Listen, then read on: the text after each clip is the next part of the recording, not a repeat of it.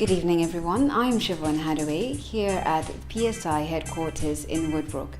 Today, our focus is on PSI's marketing and social media and communications platform and marketing plans. PSI Caribbean is one of Trinidad and Tobago's largest sexual health and reproductive awareness companies out here, and today we are going to be focusing on their marketing approach, how they meet their target audience, how they keep the brand relevant and reliable. We are going to be interviewing Kevin Fordringham, who is PSI's Marketing and Communications Officer. We'll also be speaking to Shine Batiste, who is PSI's Social Media and Digital Content and Communications Officer. We have also decided to include, as part of this interview, to make it a more holistic approach in this program of interviewing one of their key vendors and their clients who will be joining us via Skype. I would like to thank my team members, Team Kaizan, Danny Rambitundat, Benedine Warwick, Gail Wellington, and Asha Bashk, Donny Rogers, for their overwhelming support towards getting these interviews done. I'd also like to thank the management and staff of PSI Caribbean. So tell me. Well, I started off as sales and marketing officer, and so I was in charge of sales and stuff at that point, and then about a year later I became marketing and communications manager. And my background really started in hospitality and then social sciences and PR. So it's a sort of an amalgamation of three somewhat different areas, but yet they're the same because all of them focus on people. And I think that's what PSI does best. We focus on the people that we serve. Great, so they all tie in together. Correct. What are the organization's goals and what makes PSI Caribbean different from any other organization in terms of products and services? Okay, well, PSI's main goal is really to make it easier for people to live and lead healthier lives, and also to better plan for the families that they want, and in so doing take care of their families by we market products and services. So marketing affordable products and services to help people lead healthier lives. Healthier lives. Are there any new services that PSI Caribbean will be offering in the near future? Actually, yes. For the past, actually we're celebrating our 10-year anniversary this year, so it's actually a milestone for us. And Got to Get It is celebrating 9 years. So for the past 9 years, we've been working in sexual and reproductive health, but as of this year, we're adding another campaign. It's in gender-based violence prevention, and that's a really big concern locally, especially when you look at the news. There are a lot of issues around that, so we're jumping into that area. And also we're moving into non-communicable diseases as well, because that's the leading cause of death in this part of the world. So the diabetes and the heart disease and hypertension and stuff like that. Thank you. I see you are in about 12 Caribbean countries. Are the services or areas of focus the same in each country, or are they different? Okay, so let me talk about PSI in general. PSI Global, that's our parent body, operates in 65 countries around the world, and the Caribbean platform is just considered as one of the countries. Okay. Even though we operate in many countries in the region, it's one country platform because the Caribbean is small. So we're in 65 countries, and across the world, there are different health areas that PSI would focus on based on what is the burden of disease in that country. So in the African countries, it's HIV, malaria, and stuff like that. But in our region, it started off as HIV because that was the real burden of disease then. And the programs are really standard across the countries. Okay, excellent. How do you find new sources of funding? Well, lots of times funders, so the big agencies or the banks or the companies put out a tender. So they have their mandates for what health areas they need to focus on, and then PSI responds to that. Okay. So we would respond to the call if it's in line with our own mandates. Mm-hmm. So it's basically wherever the money is, we try to align ourselves to best respond to that. Okay, thank you. Are there any countries that seem more challenging to operate or provide services in? Well, in the 12 Caribbean countries that we focus on here, some countries are more difficult, again, because of the F word, funding. So Trinidad, Barbados, St. Kitts, the level of donor funding that these countries received It's almost zero now because we have been categorized as developed nation status.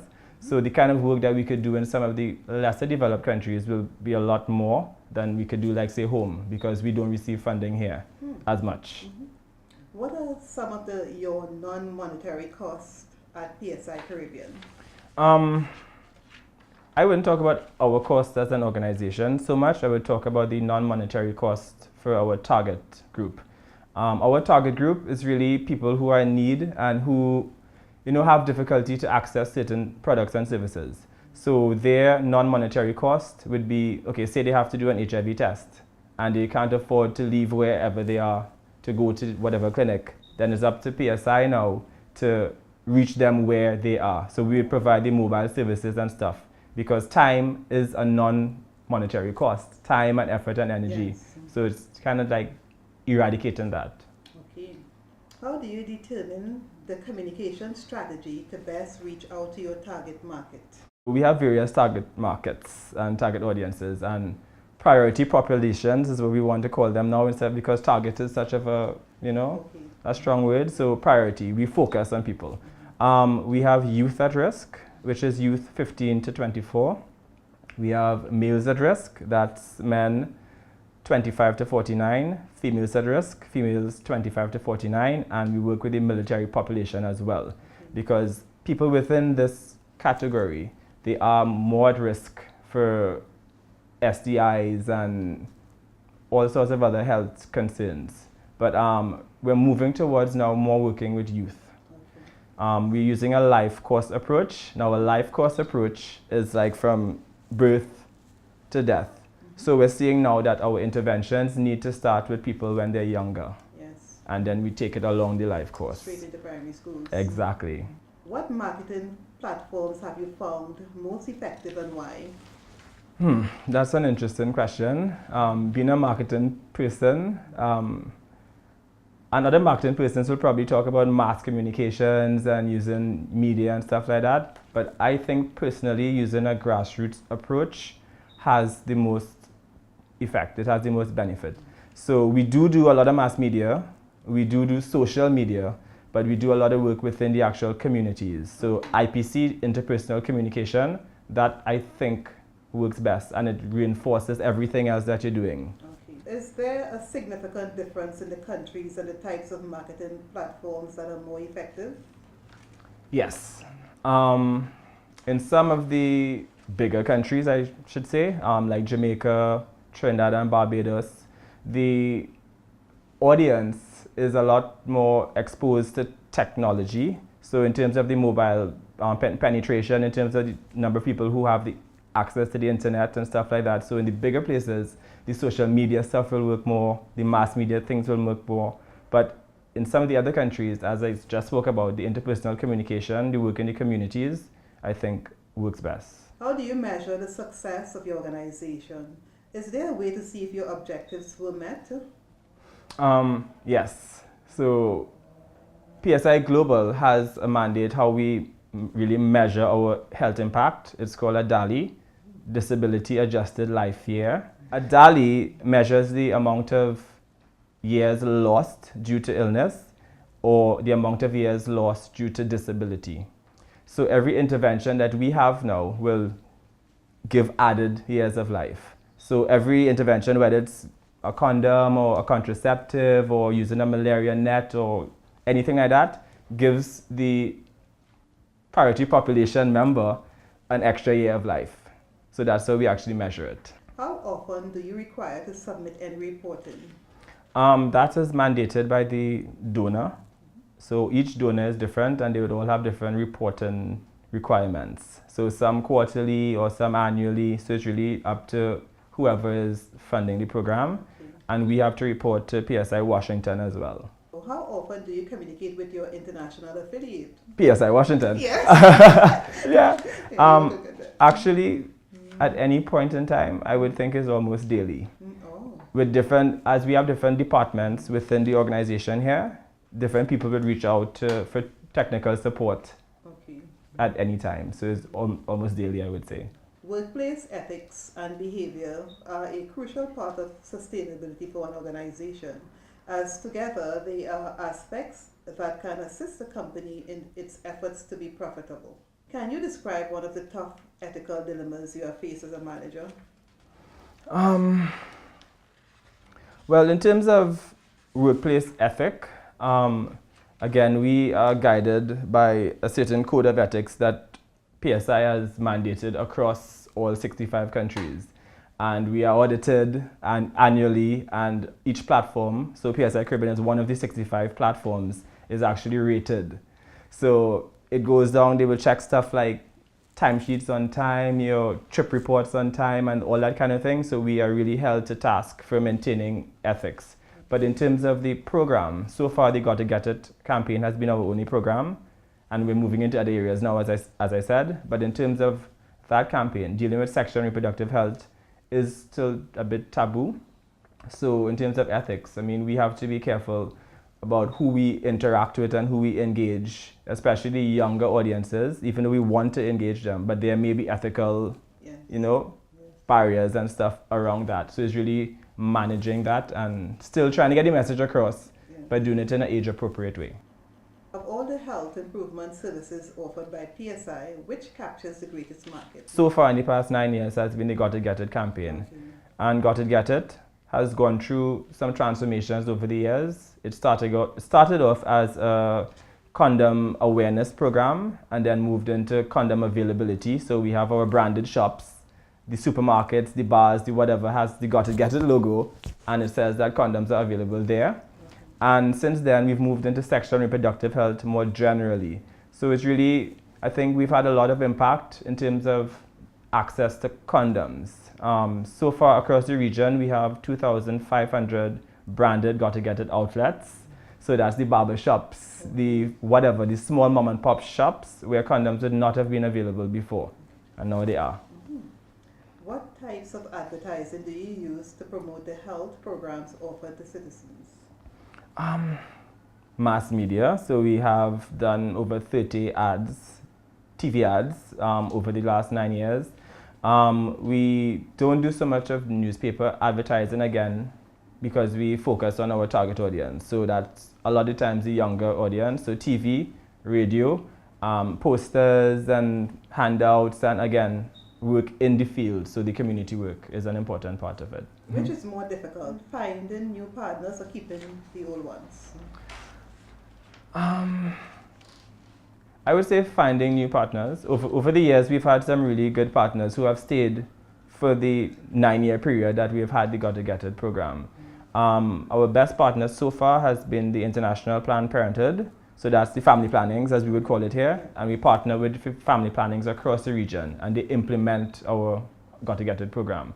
And they have really benefited a lot from our technical expertise, and we have benefited because they are on the ground and they are in the field.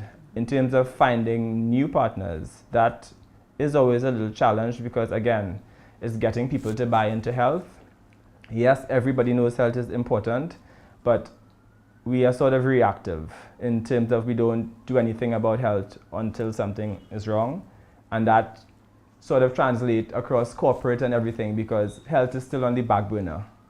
So it's harder to find partners to partner in health. Yes. How do you use digital social media to interact with your target market? Well, Facebook, definitely. Our Facebook page, the Got to Get It page, was launched in 2011.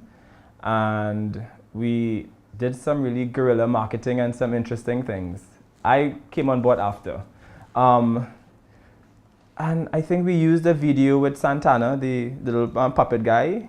So we did a video with Santana talking about the Got to Get It. It was really funny and whatnot. And the Facebook page launched with that video. And within a week, we had 11,000 likes. And as of today, we have over 30,000 likes. And we've been using Facebook to engage with the audience.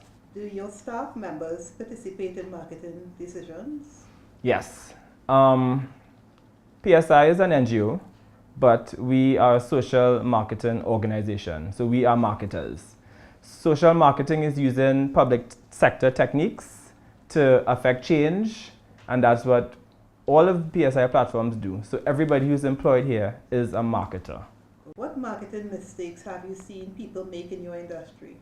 I think over the years, some NGOs and other entities who were trying to do social marketing probably did it, I wouldn't say wrong, but in a way that wasn't as effective. In terms of when you think past some of those PSA type things, don't do this and don't do that and you shouldn't smoke because, and I think that using those sort of scare tactics and telling somebody they shouldn't do something is not the most effective way to affect behavior change. So what we do is that we focus on behavior change communication and telling people, you know, taking them along a path of saying why this may not be the right choice for you and equipping you with tools to help you change your behavior.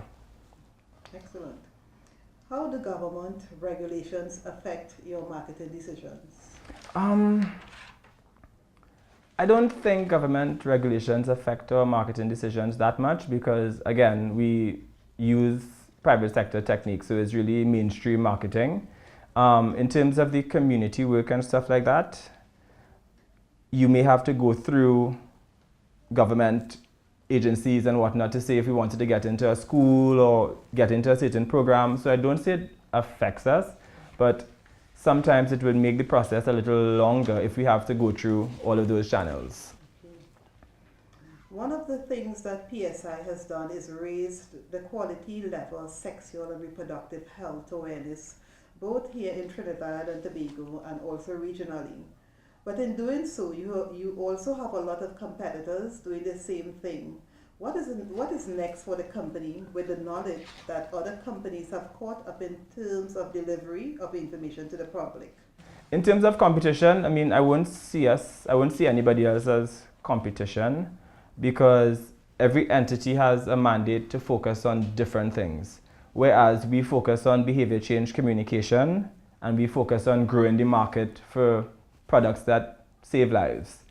And whereas another entity may focus on adherence. So there are agencies who work with HIV positive people and who engage them and teach them how to stay on their medication, whereas we work on prevention and behavior change. So it's not really competition, it's just staying ahead of your game, basically. What do you think of when you are marketing safe sex products? Definitely, as I just mentioned, it's really about, for us, it's about prevention. And so all of we don't have any products here per se. Some of the other PSI platforms across the world have PSI owned actual products. So they are PSI branded condoms and, well, not PSI branded, but PSI owned. So they would have their own brands, but PSI owned. In this part of the world, we market services and we market behavior change. So it's really about linking with our partners. So we work with family planning here and provide them with the tools and provide them with support to help them reach out to people to get HIV testing done or to get pap smears done or to get any type of screening. So it's building the capacity of our partners to reach out to the different audiences. And I think that is what sort of sets us apart. And that's how we market. It's about bringing people into services and bringing people into buying products that could help them affect their life. Yeah. Mr. Pierre, hello. you are one of PSI's vendors. Yes. Can you describe your business to me? I'm into the promotional business, also including printing of fabric, banners, signs. So the entire industry into the printing aspect. Okay, excellent. Who are your target audience? I tend to target small and medium business, but not limited to. Okay. But I just focus a lot more on that. Okay. How long have you been a service provider for PSI Caribbean? Roughly for about the past 8 years. How did you become a service provider? Did you approach PSI or did they approach you? Actually, I was approached firstly because they were looking for a specific product and someone recommended me. That's how I got in. So you came highly recommended? Yes. How do you market your business? Sometimes social media, but strange enough, mostly by word of mouth. Word of mouth. Yeah. That means you're doing an excellent job. Well, I try to. Yes. What challenges have you had as a service provider? For PSI or in general? For PSI? Actually, none. Not really. Smooth sailing. Yes, it has always been. Yeah. How are you affected by the political, social, and economical landscape of Trinidad? Not too much. Yes, business has changed a little bit, but when those things happen, you just look for other avenues. So it's pretty okay. And your old the companies that you normally service stay with you? Some. Okay. How affected do you think your business will be given the changing digital landscape and technological advances in your industry? Well, fortunately, I am one always try to stay up to date with whatever advances or whatever changes. So that has always been part of my thing in business. So because of that, it would not affect me too much. Yeah, because I'm always ahead. Okay, so you're always ahead. Yes. Where do you see your business in 5 years, 10 years? That's a good question. Hopefully, one of my goals is to always be like a one-stop shop, where you can come and get everything that you need within the promotional and printing aspect, so you don't have to now look for other avenues. Yes. Yeah. Who would you consider as your biggest competitor? I've never looked at competitors because a lot of the companies that do the very thing I do, I've been affiliated with them through the years. As a matter of fact, there are some that I actually helped set up. Oh, okay. So because of that, I don't look at them as competitors. I more tend to look at them as allies in the field because we are all doing the same thing. Mr. Lewis, good evening. Hi, good afternoon. How are you? I'm fine, thank you. And how are you? I'm just fine. Okay, great. Can you tell me a little bit about the circumstances that led to you establishing your organization? Barcam, we define the organization as a developmental organization, but Barcam really has several phases of its development, starting from a youth group 25 years ago, rolling into a community-based organization, and that community-based organization, NGO element of the organization still remains, but as the organization matured, it went into several areas. One of them being consultancy, another one being the manager of social enterprises. But I would say that our connection with PSI would fall under the umbrella of community-based NGO, where we do a lot of social programs, namely in HIV/AIDS, domestic violence, substance abuse, the environment. How long have you been involved with PSI Caribbean? This would not necessarily be precise to the empirical date, but I would say as much as 5 to 6 years. Our involvement has been as formal as the present program that we are doing, but in some instances it also has been in ways where we would have either gotten support or lent support to the organization. May it be that we are doing a program and we need marketing material in order to sustain that program, or maybe PSI is doing a program and they may need expertise on our end. But I would say 5 to 6 years. And in that 5 to 6 years, how would you describe your decision to work with PSI Caribbean? What were the questions that you and your team came up with basically in selecting PSI Caribbean as your main channel? Well, as we would do in any of the areas that we work in, if we are working, for example, in substance abuse, when we do that type of work, then we automatically think about not only key players in the area, but organizations or individuals that have some sort of track record and some sort of credibility. Yes. And in the case of HIV/AIDS and social marketing, healthy family functioning, and those kinds of areas, which we do work in, obviously, PSI would have always come up as a leader in what they do. So, and I think similarly, the Barcam probably would have come up on the radar for PSI as well in terms of what we do, in terms of methodology and so on. So I think it was, I mean, I don't want to say it was an organic process, but I think it was it was almost natural working in the field in terms of what we do and what PSI does, that eventually we would have made those kinds of connections. And I mean, thus far it has been fruitful, and you know, we continue to look forward to other kinds of collaborations as we move along. If I look at what we are doing presently, where the BACM monitors or we manage advocates that are on the field, or in the field, I should say, in terms of these individuals going out, meeting communities directly, groups directly, engaging individuals in informal spaces as well as organized events. From a business process and a sustainability process, from on our end, this particular project, it's not necessarily, at least from our end, it's not necessarily a strong point in terms of how we look at it. The strong point for us with where this project is concerned is that it allows us, the BACM, to have a sort of direct interface with the public, obviously supported by PSI.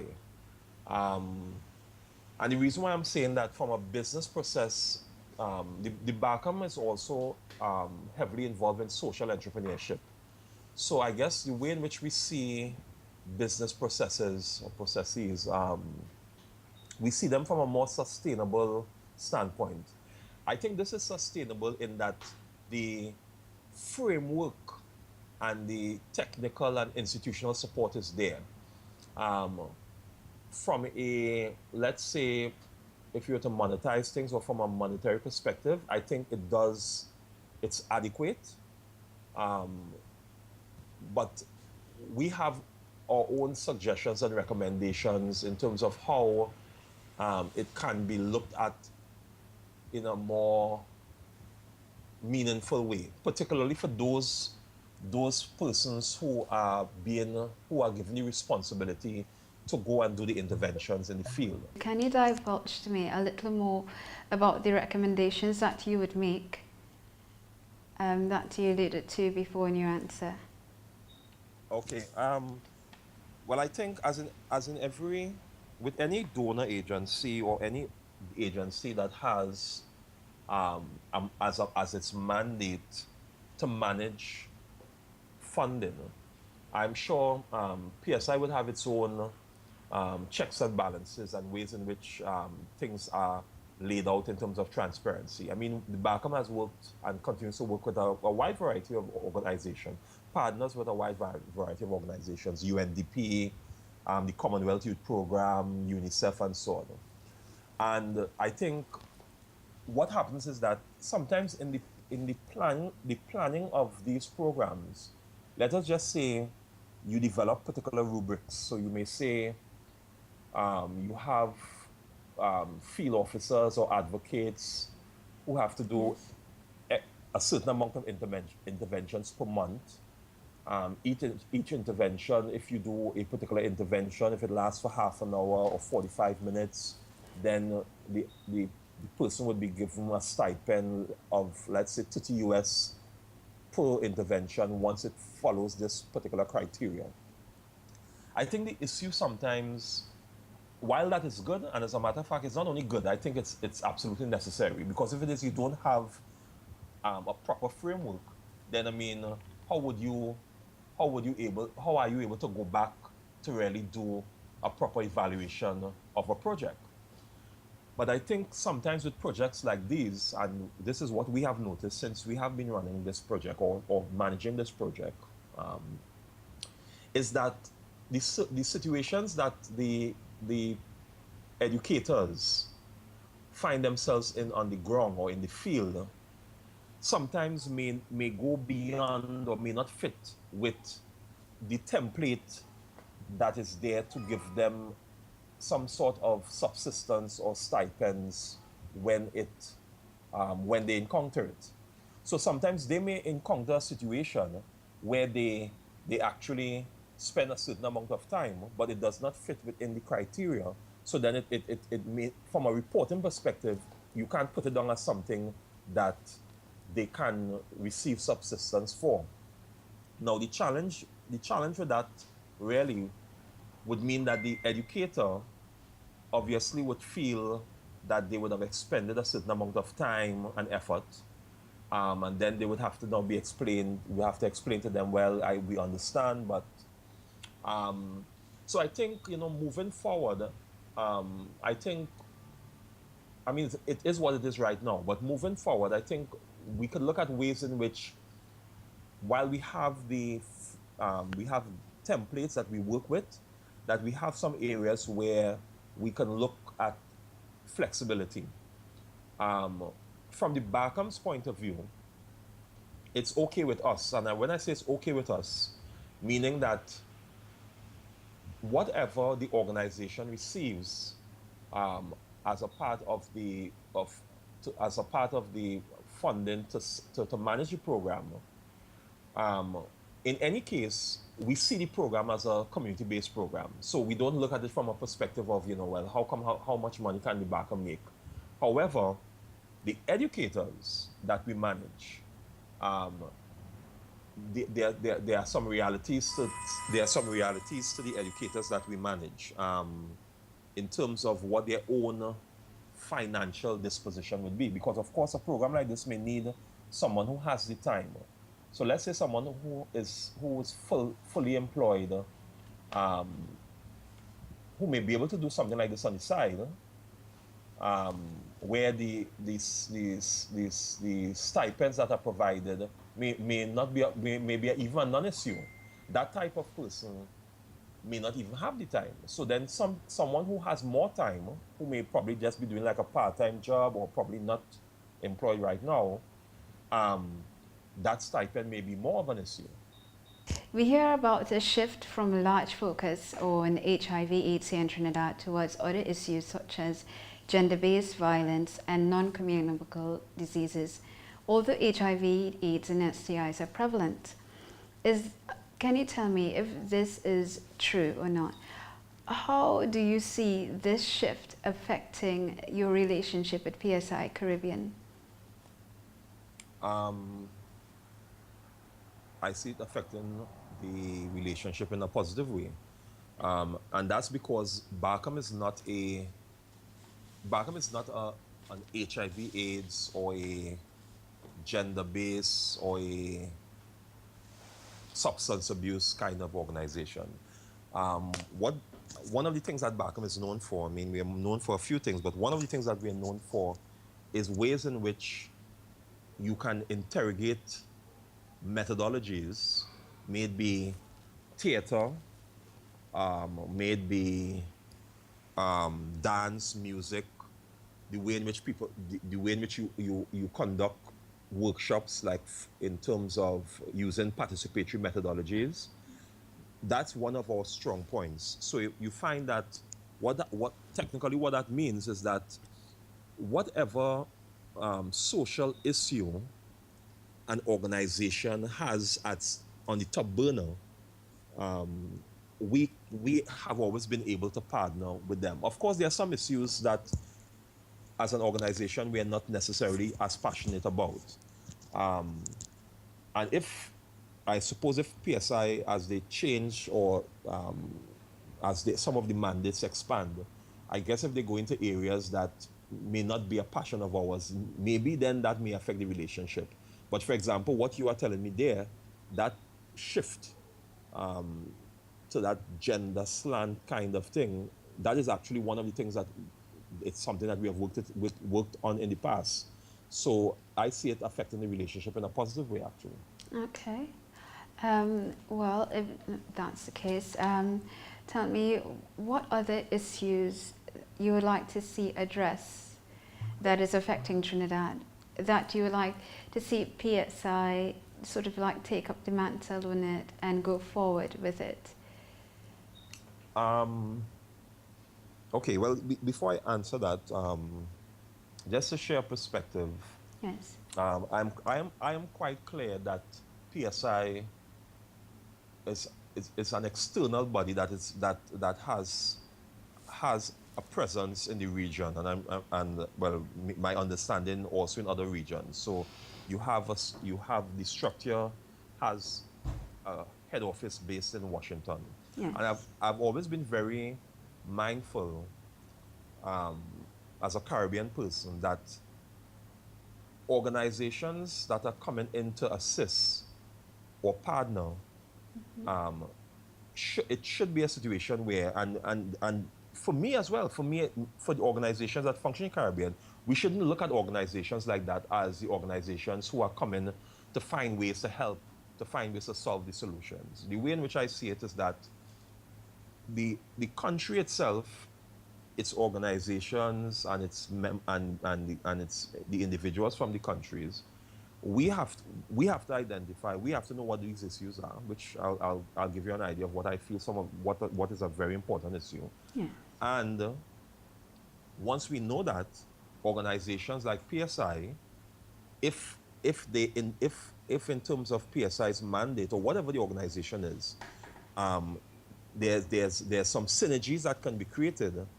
It then forms, to me, that is a more meaningful type partnership, as opposed to trying to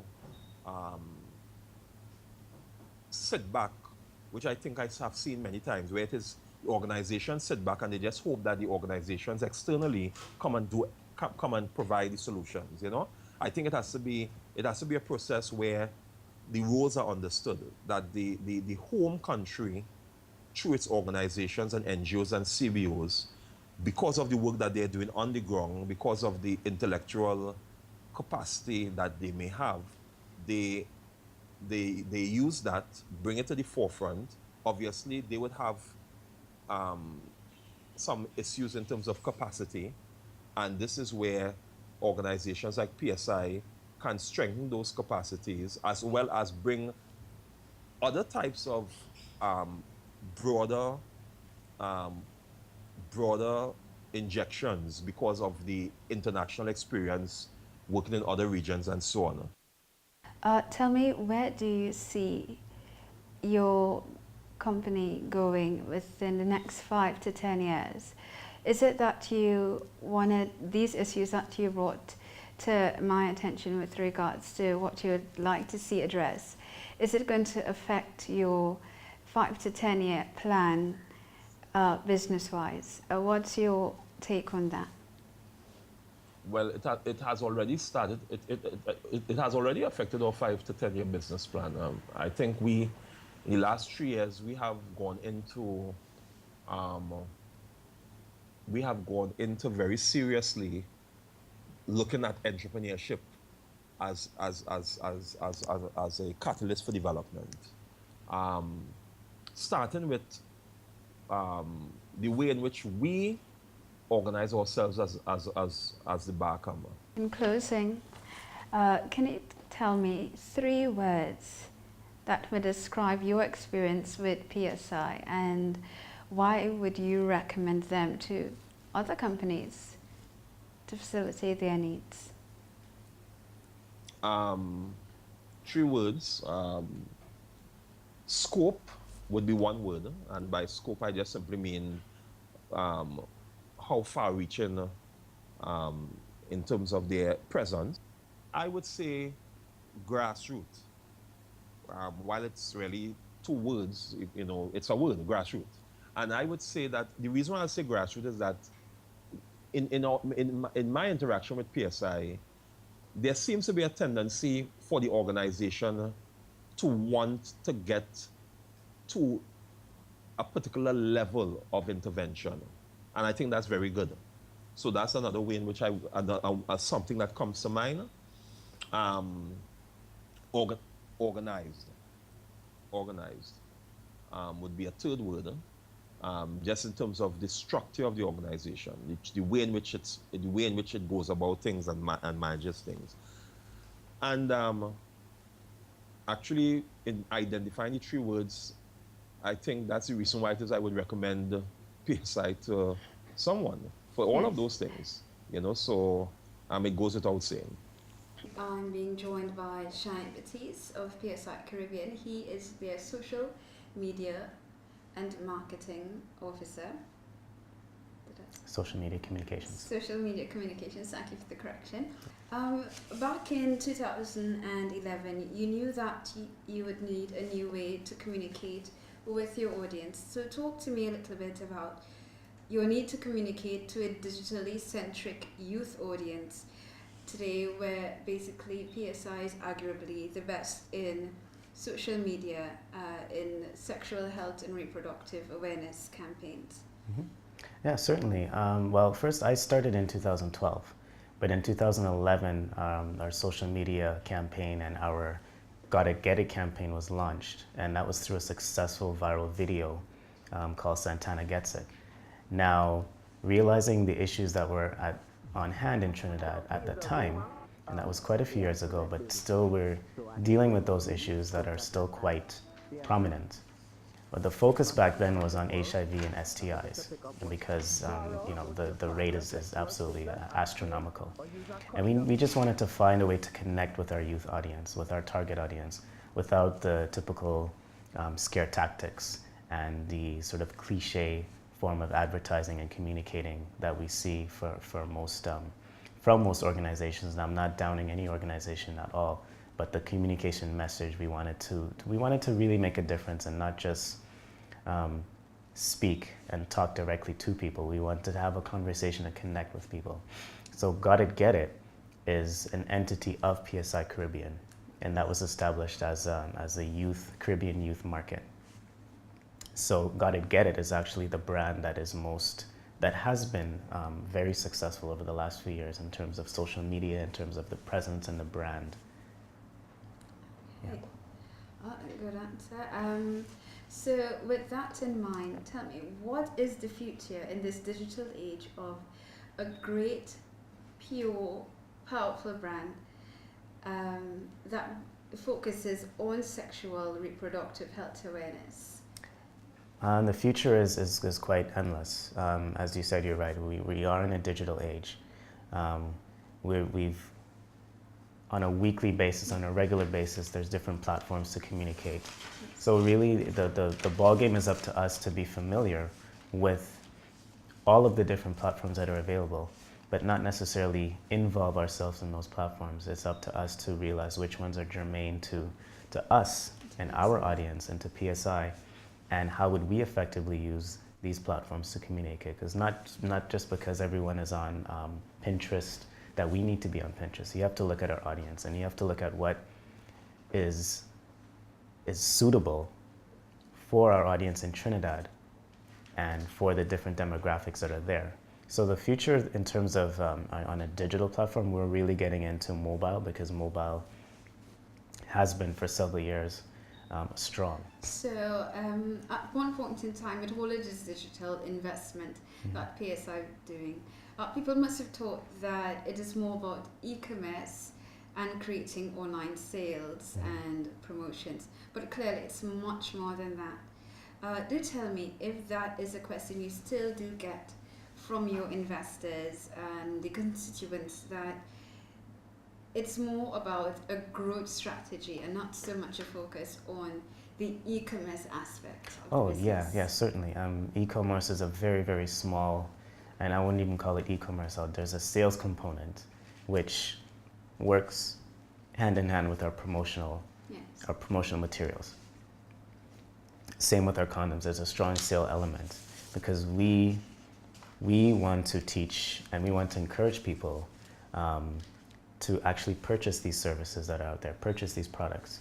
So we're not the ones to go out and give free condoms all the time, because reality is that normally you have to pay for condoms. Yes. Most circumstances, not every single situation, you're gonna have a condom that's laying there and that you've gotten for free. If you wanna practice sex, safe sex, you would have to purchase a condom. So we're really applying behavior change communication. So if you're just giving condoms out, people aren't learning the cost factor, that there's a cost, and that there's a certain level of responsibility on your part to engage in that type of activity. So yeah, in terms of sales, we do have a strong sales component. But our focus really is on behavior change communication, behavior and attitudes that are changed, and that we measure those behaviors, and it's through our social marketing initiatives. Okay, well that brings me to my next question. There's a lot to talk about how quickly and easily you can test products and purchase products as well, and respond to customers and use the online data to sort of tailor what your company will be doing. Does PSI place emphasis on using these social media tools, be it Facebook, Instagram, YouTube, or how do you do that?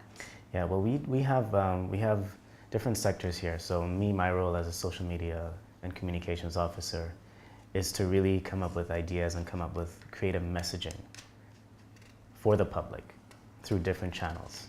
We have a research and development, we have a monitoring and evaluation team, which through the use of research from an online mechanism, we're able to gather data through that. We're able to gather data because we have a BCC team that's out there conducting, they're conducting the groundwork, the field work, doing mystery shopping. You know, we're doing condom demonstrations, we're doing ensuring that people have access to these services, and that's what's being measured through our monitoring and evaluation team. So they're able to, through an online system, adapt the research, and then they'll provide that research from me, and at the end of the quarter, we generate a quarterly report. And before, where it was print, you know, we've become a lot more sustainable. So we use another social networking tool called MailChimp, which is digital email platform that we communicate to our donors, funders, people who have a vetted interest in us, our partners, people who like-minded organizations and individuals. Okay, so with all of this data that you have collected through your organization and your research personnel, does this information tailor the way you design your different advertisements messaging that you have on Facebook? I mean, we've recently seen the one with the advertisement, bag your fruit. Oh, find a bag. Find a bag. Yes. Can you tell me a little bit? I mean, you see a lot of other government agencies using ads that doesn't relate to animation, and it's very direct, and the message is pure, but it's not all the time relatable. Yeah. So now PSI came up with bag your fruit. Find a bag. Find a bag. Find a bag. Well, let's talk about finding that bag. I could which definitely. I can't seem to find the words. It's funny. It's okay. We get a lot of things like that, but I'll explain the sort of ration that we had, and we wanted to come up with a really clever campaign that would work within our region. And so we teamed up with another advertising agency and sort of came up with the idea of why not use something that's culturally and locally, even regionally relevant in terms of the dialect, in terms of the double entendre. We all know that there's a phallic element of fruits. Yes. We all know that going to the fruit market is a huge part of our culture. Yes. It's something that everybody does, regardless of your socioeconomic status. And so, we teamed up and we came up with the analogy of going to a fruit vendor, but not just picking any fruit or rubbing up on any fruit. Yes. As beautiful as the fruits look, you're not too sure. It might have some kind of disease, or it might be rotted. So we used the analogy of the fruit and tying that in with STIs, and basically saying, well, as you would take care of your fruit when you get your bananas, you find a bag, so you would protect your assets and protect your fruit, because those can be damaged. Yes. So aside from, we had the radio and TV ads that you would have seen, we did a print campaign as well. So taking that theme and applying it into print.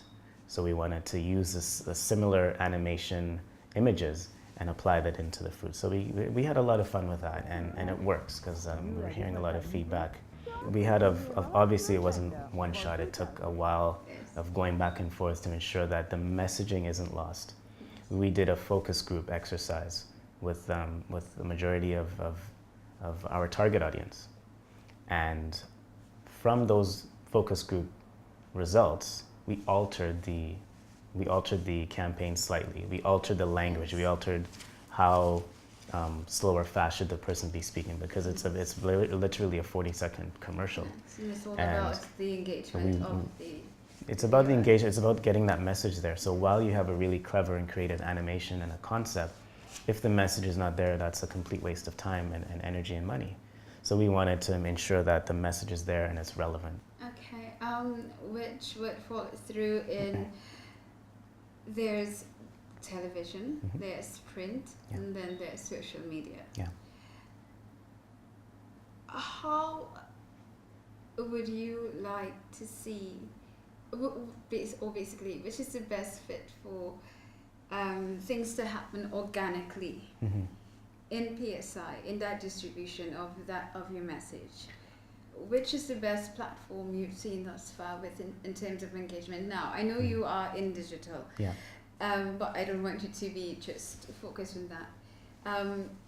Be brutally honest. So which platform of engagement do you see happens the most organically within PSI? Well, I think the beauty of communicating, the beauty of social media and digital communication is that platform already is organic, because you're not really paying for it. It's spread, it's word of mouth. Yes. It's the digital version of word of mouth. It's just more like word of mouse, I call it. Word of mouth. But I think the mistake that people do now is to sort of just jump on social media and assume that just by using social media as a platform that you're going to have a very concise and a very profound impact. Yeah, there has to be that element of traditional media and traditional outreach. You can't have one or the other. So I wouldn't say there's one best way. I think if you effectively incorporate, all elements of communication into that marketing mix, as well as develop a proper social media strategy, then you're finding that cohesive branding, you're finding that cohesive messaging. So I think, social media is an avenue, but it's not. And I always say, I use this analogy, social media is just a tool from the giant toolbox of communications. If you just use social media, you're missing out on everything else, and you're not getting that impact. Okay. How do you blur the lines between your online presence and reality? How do you do that? Explain to me. Blur the lines, you mean, how would I? Yeah, we just don't want them clicking and say, yes, I like the Right. advertisement. So how do we get the engagement Yes. online into the desired results we would like to see? That's certainly, it's certainly going to be, it has been a challenge, but we were able to. With Gotta Get It, condom sales have increased. The access to sexual reproductive health services has increased. So it clearly says that we're doing our job. And we just want to continue with that. And with the initiatives that we're going to be doing with gender-based violence, we'll definitely see a lot more of that, because we're going to be engaging a lot more. Okay. Yeah. Because I have seen videos that you've promoted on your site and promotional material that you've passed on to your sponsors with partnering with events such as Army Fest. Yes.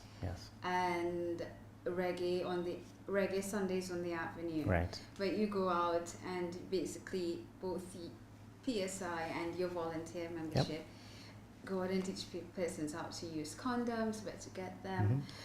Is this one facility that you're using to blur those lines? It's definitely one. Yeah, that's a good example of what we've been doing in the past, and what we will continue to do in the future. Definitely.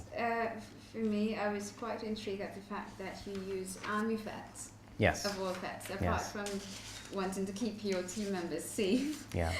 At the safest vet. Yeah. What is your customer engagement at an event like this, where persons, half of which are intoxicated, and off of that intoxication, the sexuality is amped up, at least more than 60% than average. Right. What is their response when they see someone saying, "Hi, are you drunk? Are you willing to use a condom? Would you like us to show you how to use it?" Right. Well, what is the response when you walk up to people in an environment like that? It's actually, they walk up to us because we had such a strong presence there. Gotta Get It, and even with the last Army Fed, the Gotta Get It brand was there. Yeah, so aside from giving out everybody the handkerchiefs, and you just see a sea of yellow and black. But it's not just that. I mean, they approach us. So we set up a tent.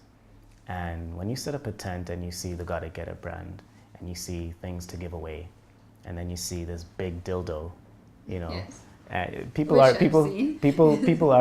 going to come up and they're going to question. And we have a team that we're very much approachable. What is the biggest change you've seen in the demographics after the expansion of your online presence? And do you think that this social media platform, despite the naysayers, has the staying power to stay on top of PSI's deliverables in terms of the information that's going out to the public? It's really evolving. I mean, at the time I arrived, Facebook and Twitter, you know, were pretty much the two prominent platforms. Yes. Facebook still is ranked as #1 in terms of a social network platform that people use. However, the target audience is getting older. So whereas maybe 5 to 10 years ago, the average age of people on Facebook, you know, would range from about 15 to about 25. Now we're seeing a decrease of the youth market going from Facebook and going on to Instagram or Vine, and you see more of the sort of 20 and up on Facebook. It may have a correlation because a lot of the parents now have teenagers because Facebook came out over 10 years ago. So, you know, their children are getting older and they're on Facebook.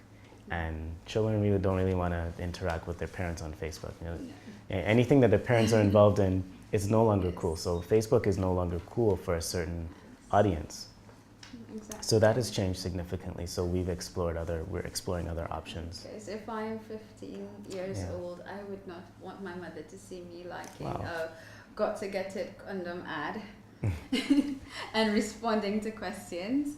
But that's the attitude that we wish to. There's an attitude here that people shouldn't talk about sex, or people, you know, shouldn't be exposed. You know, that it's a taboo, and that's the attitude that we're really trying to alter, and that is going to be a challenge. So basically, PSI through Gotta Get It brand is making it a safe platform for engagement. Yeah, safe, interactive, approachable. You know, sex is not bad. Sex, and you know, one of our campaigns we did earlier was "Sex Nice" with the AIDS thing. With the AIDS. You know. I recently went onto onto the Facebook page, the Gotta Get It Facebook page, and I saw a lot of. I know that you do a lot of reproductive health awareness and fitness as well. You recently had a campaign. I'm not sure if it was about a year ago, a couple of years ago, where there were persons, Zumba. Oh yes, we were involved with the Caribbean Games, and we're around Carnival. We were involved with the Boom Champions Fitness, Boot Camp Fitness, and again that was more. We had the Gotta Get It presence, but it was a PSI Caribbean initiative. Is to really just engage and get people to be fit, not just around Carnival. It's a lifestyle choice. You know, it's really about lifestyle decisions. Keeping that in mind, what is PSI Caribbean doing in terms of staying on top of the newsfeed so that when you pull your cell phone and you start looking up on the social media sites, you see a lot of high traffic movement of information coming from PSI? From PSI, yeah. What is it that you do to ensure that you're on top, that the first thing you click and first thing you see with a lot of likes and feedback is PSI? Yeah, well, that's a part of the strategy that I'm developing now. And whereas before, you know, Gotta Get It had that presence, we're now getting into the sort of mobile app, but also getting more content onto our pages. Just providing as much relevant content as possible. Okay. So in providing that content, is that part of the company's 5 SOAP strategies that you're going to be focusing on within the next 5 years? Tell me what your 5 SOAP strategies and 5 HAT strategies that you want to really focus on and bring it home for PSI Caribbean through the Gotta Get It brand. Okay, well, I would say from my department, from my perspective, Yes. it's definitely an increase in brand presence for PSI Caribbean. Number 2 would be an increase in engagement once we have the audience and our target, an increase in engagement with that brand and association with PSI Caribbean and public health and healthy lifestyle choices and NCDs and gender-based violence and sexual reproductive health. There has to be a strong brand association between these issues that we work with. Thirdly, we want to increase the sustainability of our organization, which would mean increase the amount of donors and funders that we have. Right? We want to, and I'm going into the soft goals here. We want to improve health and wellness of our staff, our workers, because we can't sell a lifestyle without being involved and fully supporting that lifestyle. Okay. So a workplace development program, ensuring that we do have, and PSI Caribbean has been always good in terms of ensuring that their employees, access the resources that are available, for fitness, for personal lifestyle, and health and wellness. And we want to be more involved in the community. We want to be more involved in ensuring that people are aware of these decisions that they're making. We have such a high diabetes rate. We have a high cholesterol rate. Certain cancers are prominent. But people aren't aware. They just know that they exist. They're not aware that it's something as simple as diet and exercise could make an immense difference. So we want to be that. Our goal is to be the ones that push these messages and push these initiatives and ensure that people are adapting to a safer, better quality of life. So whereas the focus before was sexual reproductive health, while that is still an issue and while that is still a priority, it's an overall lifestyle change, as I mentioned before. And sexual reproductive health is still also would be considered it is a lifestyle. It's a lifestyle decision.